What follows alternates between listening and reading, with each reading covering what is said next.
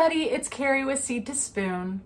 I feel like a common misconception that many people have whenever they are debating whether they should start growing their own food is about how expensive it can be. Well, I wanted to talk today about a few of the ways that you can save money and still grow your own food. If you are thinking about growing your own food, the first thing that I urge you to do is grow what you like to eat. It's always really important to make sure that, first of all, you are actually going to eat it when you grow it, so it's worth it to you. And if you're looking for ideas of what are great plants to grow too for the most cost-effective things, I actually just made a video the other day about the top plants that you can grow in your garden to get the best bang for your buck.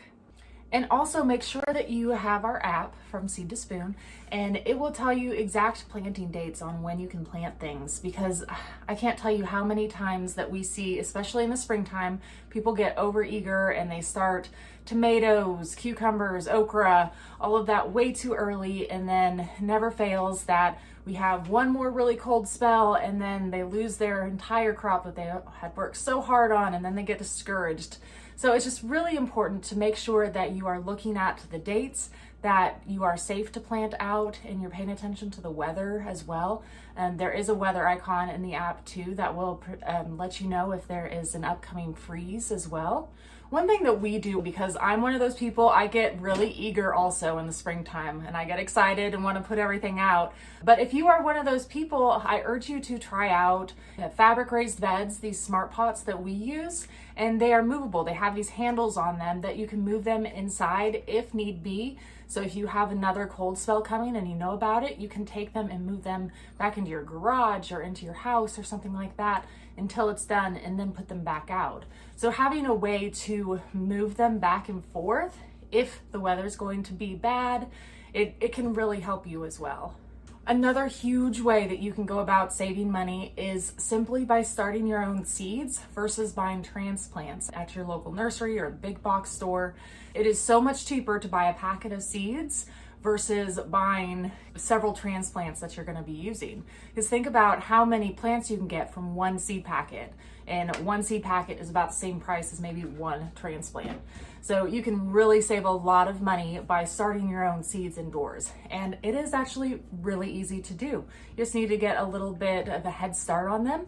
I actually have some going right behind me in our biodome, and I've made a lot of videos in the past several weeks in which I've been starting a lot of our own seeds. So if you are interested in learning more about starting your own seeds or how that process looks, check out some of those videos. Another really great way to go about saving money is by saving seeds. So year after year, if you know that you have a plant that you really like and you enjoy it, save some seeds from it and grow them for next year. And that we have a section in our app under each growing guides for each plant that goes over how to go about saving seeds for those particular plants. So check that out if you don't know how to go about saving seeds.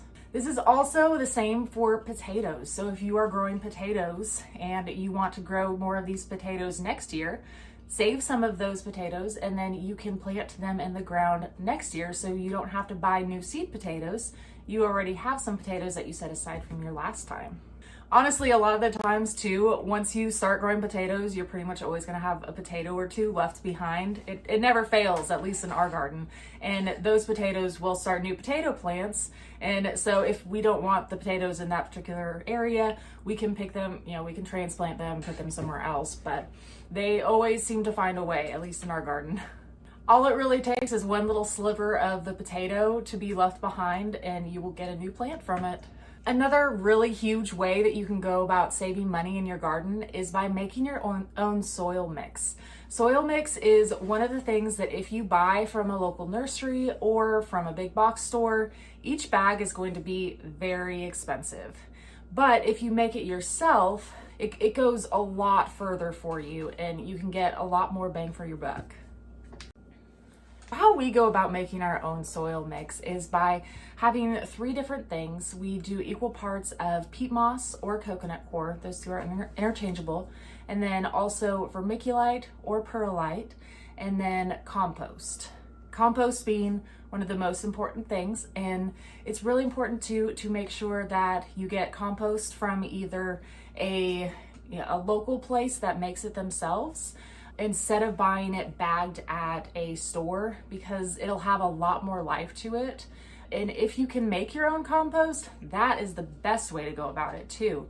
If you're interested in making your own compost, I will link to some videos and a blog post too, all about making your own compost and how to go about doing that. And this is really important also because the fertilizer prices are really going to be increasing. So if you have a really good compost, then you won't have to use quite as much fertilizer.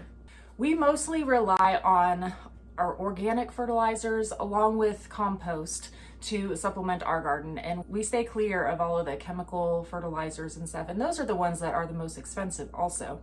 So we are doing the cheaper ones, the ones that we make ourselves, and then we supplement as needed with either like a fish fertilizer or the Espoma organic all-purpose fertilizers. And the great thing about the Espoma fertilizers is that all of them are made and sourced here in the United States. So that way, with the cost of everything overseas going up, it won't be affected as much as the other fertilizers. And along the same lines with fertilizer, I love this part, at least it's one of my favorite, is to have your own sources of fertilizer in a garden. So we have backyard chickens and also have a couple of rabbits too. And these can help to provide yourself a very good source of fertilizer. Even when living in the city, you can always have rabbits. At least we had it. We even had an HOA and had rabbits. We couldn't have chickens at our last place because of our HOA, but there's a lot of places that are loosing restrictions on having some backyard hens. So if you are able to, I strongly encourage it because it's a great source of first fertilizer. And then also if you have chickens, you get eggs too. So you're saving money from the grocery store by buying eggs too. And I will say too, anything you can do DIY, it's great. We've had a lot of different projects over the years that we've used PVC pipe for. That's probably our most go-to thing that we've used. We've used these PVC pipes for making dome hoop houses, for winter coverings to extend our growing season into the winter. We've also can use that for insect netting in the spring. We've used PVC pipe for irrigation. We've made our own irrigation piping and hooked it up for that, so we didn't have to buy drip hose and sprinklers or things like that. So if you're interested in those things, I will link to a couple different videos also down below where we go about how we did all of that. Another really easy way to save money, and something I always cringe about whenever I'm in a big box store, I see people buying wood chips. It is so simple to find free wood chips anywhere. Our local county compost facility has a bunch of wood chips that you can get for free. They will put it in the back of a truck for you. There's also chipdrop.com too, where you can sign up through them and they can bring a delivery for you to your place from local arborists. So there's a lot of different ways that you can go about getting wood chips into your garden that you don't have to pay for. And these wood chips can be a really good addition to your compost pile. They can be really helpful with mulching your plants and keeping them protected during harsh conditions. And we use a lot of these in our pathways too along the garden, and it helps to kill the weeds and keep out Bermuda and things like that. And speaking of the pathways, whenever we are going about doing that, we usually get sources of cardboard, free boxes, lay those down, and then we put the wood chips on top of that too. So the combination of these things can really help keep out the weeds, the Bermuda, and eventually over the course of a couple years, your soil is going to be amazing underneath and you will have great soil that you can maybe even start planting directly in. So those are just a few of the ways that we go about using local, cheap resources to try and keep our costs down whenever we're growing our own food. Make sure you check out our YouTube channel for more videos and our website for more blog posts all about how we go about doing a lot of these things and other ways that we go about saving money in the garden. Thank you so much for watching, everybody. If you have any questions, please feel free to leave them in the comments section and I will get back with you. Thank you so much. We'll see y'all next time. Bye.